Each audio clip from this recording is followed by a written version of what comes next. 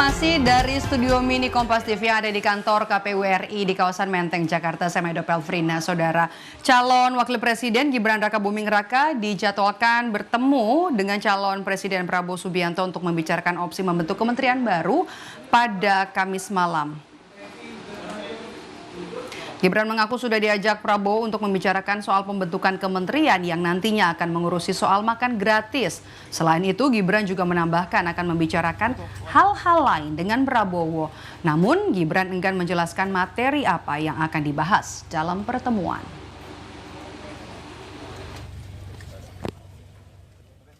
Dengan Pak Prabowo nanti gimana Mas, di Solo atau di Jakarta Mas? Ya, kasih tahu ya. Ya, makasih ya. Apa aja yang dibahas Mas? Ya, beberapa hal ya. Makasih. Malam ini ya. nanti berarti Mas. Selain program makan gratis apa Mas yang dibahas Mas?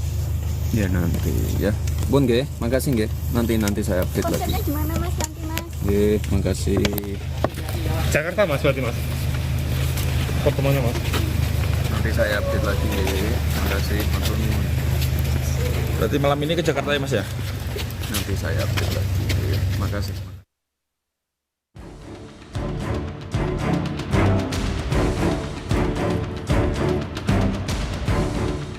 Gerilya politik pasca pemilu sepertinya akan terus dilakukan Presiden Joko Widodo untuk mengamankan sisa masa pemerintahannya yang tinggal 8 bulan lagi. Gerilya politik Jokowi sepertinya tidak akan berhenti sampai pertemuannya dengan Ketua Umum Partai Nasdem Surya Paloh pekan lalu dilakukan. Partai Gerindra bahkan mengungkap akan ada partai politik lain yang bergabung dengan koalisi pemerintahan saat ini, termasuk untuk mengusung misi keberlanjutan jika nantinya Capres-Cawapres Prabowo Gibran dinyatakan sebagai pemenang Pilpres oleh KPU. Memang benar ya, ada petinggi partai politik ya, rekan saya sesama anggota DPR menyampaikan kurang lebih setelah pemilu ya, apakah mereka menang ataukah kalah, mereka mengatakan pengen bergabung dengan koalisi pemerintah, pengen ikut di pemerintahan. Dan memang ada juga komunikasi-komunikasi lain dari partai politik lain ya, yang di luar koalisi Indonesia Maju kurang lebih mengatakan ya, ini sebelum coblosan ya, mengatakan pokoknya kalau yang menang ya ingatlah yang kalah. Ada spekulasi jika salah satu parpol pengusung Capres-Cawapres Anies Muhaimin akan kembali merapat untuk mendukung pemerintahan Presiden Jokowi pasca persaingan politik Pilpres. Namun, hal ini ditepis Partai Nasdem yang menyatakan koalisi pengusung Anies Muhaimin masih solid. Semangat kami sebagai satu kesatuan yang utuh, 3 partai yang solid berkoalisi, semangat kami seperti semangat yang kemarin dinyatakan oleh Pak Anies. Belum lama ini Presiden Jokowi mengakomodasi kekuatan politik baru di pemerintahan dengan melantik Ketua Umum Partai Demokrat Agus Harimurti Yudhoyono sebagai menterinya. Hal ini dinilai PDI Perjuangan sebagai ketidakpercayaan diri Jokowi terhadap situasi politik pasca pemilu di saat romantisme hubungan Jokowi dan PDIP kini terus memudar. Mungkin Pak Jokowi agak kurang percaya diri dengan situasi sekarang gitu, sehingga perlu ada tambahan kekuatan. Kalaupun berkoalisi itu koalisi Indonesia Maju. Jadi memang yang perlu itu Pak Jokowi, bukan Demokrat gitu. Tapi ya kebetulan ada kosong ya diisi gitu. Jadi ya itulah situasi yang ada. Kalau kita lihat real politiknya kan seperti itu gitu. Sementara itu analis politik menilai gerilya politik Presiden Jokowi mengakomodasi Demokrat di pemerintahan sebagai langkah gesit. Pasalnya, kekuatan politik pendukung Jokowi di parlemen sudah di bawah 50%.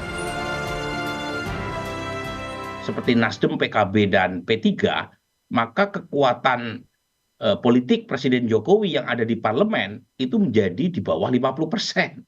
Hitung-hitungnya sesederhana itu. Ya. Nah, karenanya Presiden Jokowi mengambil langkah gesit dengan menarik Partai Demokrat masuk dalam skenario baru koalisi pendukung pemerintah, plus mengajak makan malam Surya Paloh. Dugaan saya sebentar lagi Muhaimin Iskandar juga diajak makan malam tuh. Itu dalam rangka rekalkulasi politik pasca Pilpres. Dalam politik, tak ada jaminan yang pasti. Hanya saja, ada tidaknya yang diakomodasi kini menjadi indikasi. Sikap politik bisa berujung oposisi atau koalisi.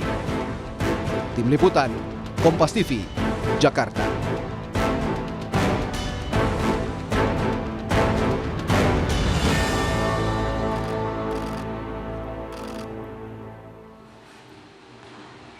Menggalang koalisi pasca pemilu ala Presiden Jokowi, itu akan kita bahas sore hari ini bersama dengan analis komunikasi dari UIN Syarif Hidayatullah, ada Mas Gun-Gun Herianto. Mas Gun-Gun, halo, selamat sore, ada Maidop di sini. Pertanyaan pertama saya langsung saja, bagaimana kalkulasi Anda, kira-kira partai mana lagi yang potensial untuk diajak berkoalisi oleh pemerintahan selanjutnya? PKB, Nasdem, atau P3 menurut Anda?